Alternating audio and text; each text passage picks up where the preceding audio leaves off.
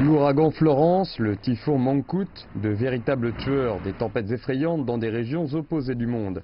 Ces événements climatiques violents que beaucoup, dont le secrétaire général de l'ONU, estiment qu'ils sont engendrés par le réchauffement climatique. Je vous demande ici de sonner le signal d'alarme. Le problème climatique est la question centrale de notre temps. L'accord de Paris pour le climat est accepté. L'ONU s'est engagée dans l'accord historique de Paris de 2015 sur le changement climatique, un effort mondial en vue de limiter la hausse des températures.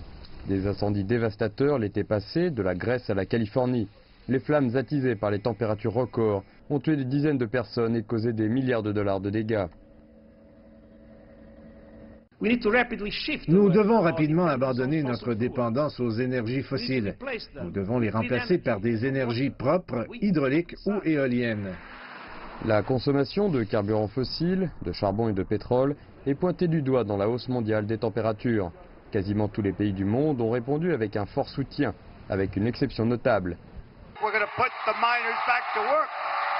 Le président Donald Trump a promis de relancer le secteur du charbon aux États-Unis, une promesse qui l'a aidé à remporter la victoire en 2016.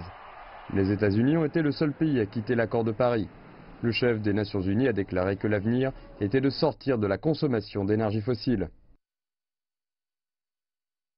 Non seulement se tourner vers les énergies renouvelables pourrait nous faire économiser de l'argent, mais cela permettrait également de créer de nouveaux emplois, économiser de l'eau, stimuler la production de nourriture et nettoyer l'air de la pollution qui nous tue.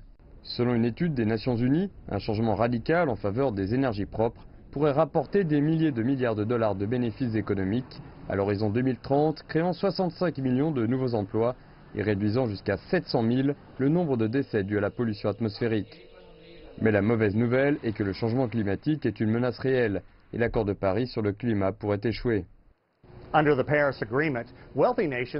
le cadre de cet accord, les pays riches sont supposés contribuer à hauteur de 100 milliards de dollars pour aider les pays en voie de développement à éviter d'utiliser les énergies fossiles.